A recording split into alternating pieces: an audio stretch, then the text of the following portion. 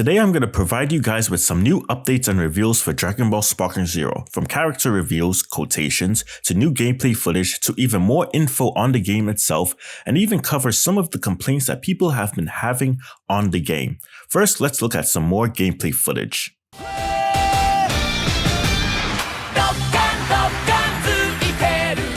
Esto abre, como no, una posibilidad muy atractiva que además consigue romper con otras obras en las que entrega tras entrega hemos estado. Tenemos grandes noticias para todos aquellos que esperan con ganas la llegada de Dragon Ball Sparking Zero, ya que es el juego que los mayores fans de la saga Tenkaichi estábamos esperando. Fuimos invitados por Bandai Namco para probar este esperado título durante 2 horas y gracias a ello ya tenemos las primeras impresiones de lo que podemos llegar a esperar el próximo mes de octubre cuando llegue a las tiendas de todo el mundo. Y para comenzar vamos a repasar brevemente qué es lo que podemos esperar de Dragon Ball Sparking Zero a través de sus modos principales. So this gameplay mainly covered Super Saiyan 3 Goku and Super Saiyan Goku. For the Super Saiyan 3 portion, it shows Goku using the attack he had used against Janemba. Makes you wonder if Janemba will be in the game, especially since he's one of the strongest movie characters from the original DBZ movie franchise.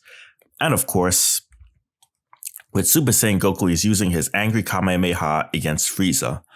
Now let's look at Vegeta and Beerus.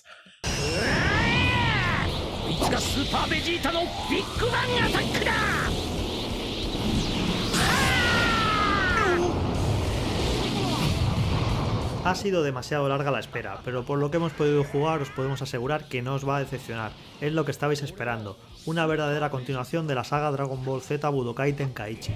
Un juego de lucha en 3D tremendamente espectacular, divertido y muy completo, con un plantel de personajes gigantesco, y que va a ser una celebración por todo lo alto de los 40 años de Dragon Ball, y una manera genial de rendir homenaje a su inolvidable creador. El 11 de octubre podremos disfrutarlo en PlayStation 5, Xbox Series y PC.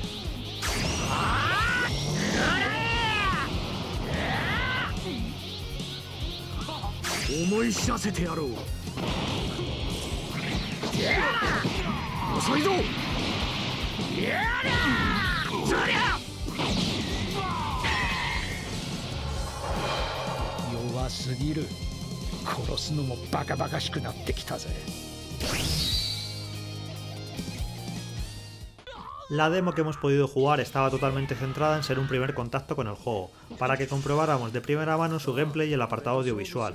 Así que hoy no toca hablaros de modos de juego ni de la plantilla final de personajes, aunque ya se sabe que tendrá más de 160 luchadores. También podemos confirmar que tendrá multijugador local a pantalla partida, despejando una incógnita que tenía un tanto mosqueados a los fans. Por si había alguna duda de que esto es una verdadera continuación de Budokai Tenkaichi, al comenzar teníamos que elegir entre 2 métodos de control.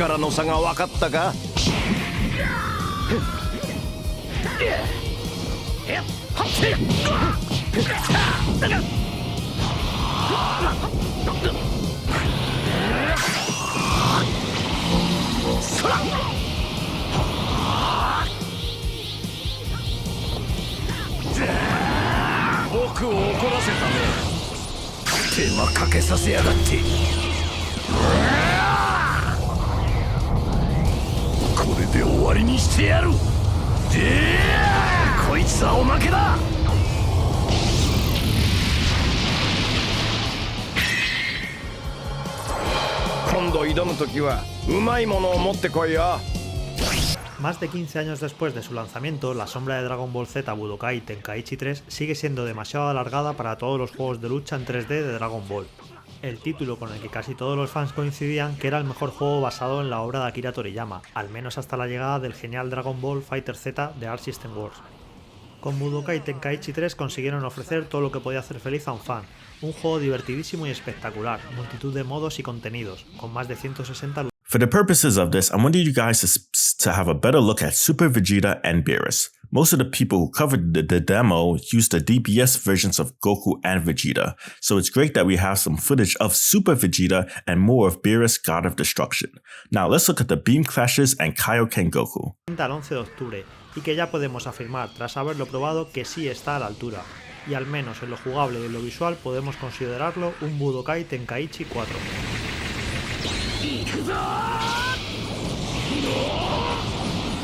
Del agua y con el espectáculo siempre por encima de todo.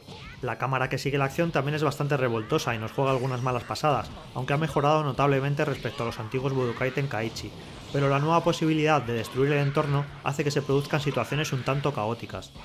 La novedad más promocionada de esta entrega ha sido la destrucción. For the gameplay portion, that's pretty much it. We've already been through a ton of gameplay from the last week, so I wanted you guys to see some additional ones that didn't get a lot of attention. Now, let's look into some of the mechanics and features. First, it looks like taunts are going to be in the game. Here is what it says. When taunt is possible, press to pull up the taunt panel. After the panel is visible, select the desired taunt to proceed.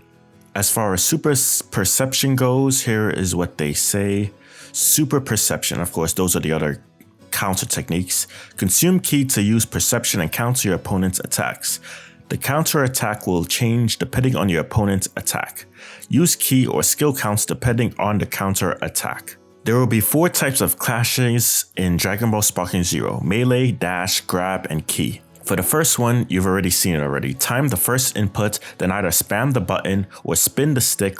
What you didn't know is that the class victory is determined with the first QTE. The second part is just to make sure you do more or take less damage. And of course, if you want to read the full thing, then then it says it directly in the middle. Now let's go into his second thing. Dash clashes when 2 steps or short dashes collide. What happens is that the game displays either the block or attack button, and you have to be quicker to press it than your opponent, and you gotta win 3 out of 5 exchanges. Next, grab clash. Hold the button until it reaches its peak and let go. If you keep it held down for too long, it will start going back down. Key clash is basically the same as BC3 Ultimates. Don't spam, but press when bar is at its highest. Or we can just read through this, in which it also says, power is determined by the timing of when you press the button. Whoever has the higher power wins. You can achieve greater power by aiming for the proper timing rather than just randomly smashing the button. As for any other details, for all these clashes you can press the boost button to gain an advantage, but it costs ki. For melee clash, in the first part it makes it easier to get a max score, second part it will boost your attack and can be used up to 3 times. For beam clashes, it adds more power. For grab clashes, it breaks the limits of the gauge, allowing you to build more power into it. For dash clashes, it improves the timing. The more you boost, the more lenient it is. However, if you use too much ki, you'll be left in a fatigue state, having to recover ki. So they basically turned the mindless spinning minigame into more of a gambling and resource management minigame, while still keeping timing and reflex elements. There is in fact a lot more to cover, but that will just take a lot more time, and I'm not going to do that. So check out GrandMasterHawk's video, which goes in depth on all the controls and gameplay features and pretty much breaks it down.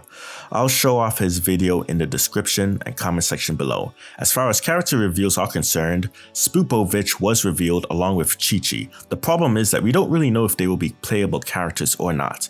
If they are not, then they'll be exclusive to story mode or cutscenes. I personally hope that they won't be playable, so that other characters can fill up the roster and not be relegated to potential DLC or not make it in the game entirely.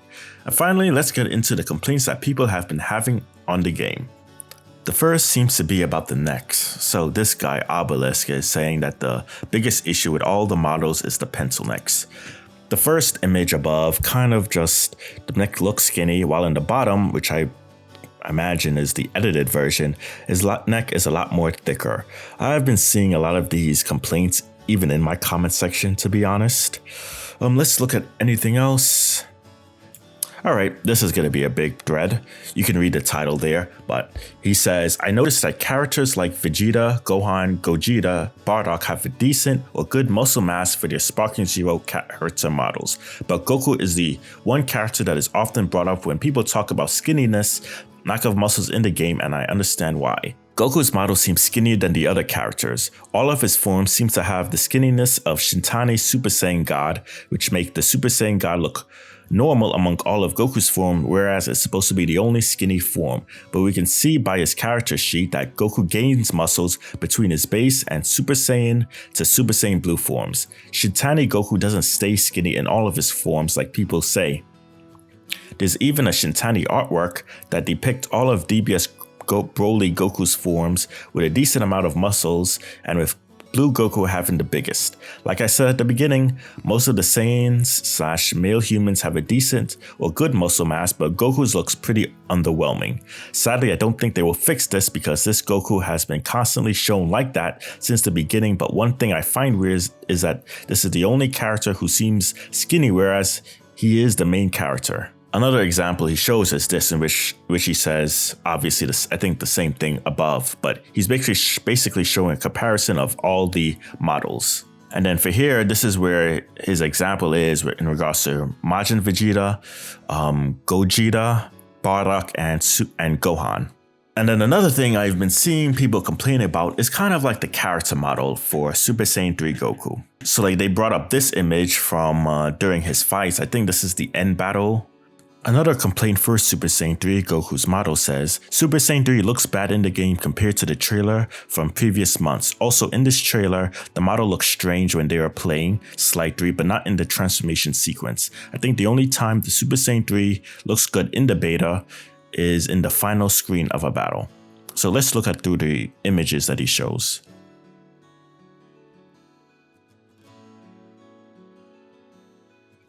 In the comments section below, let me know what you think of all these complaints. Do you think they are very serious?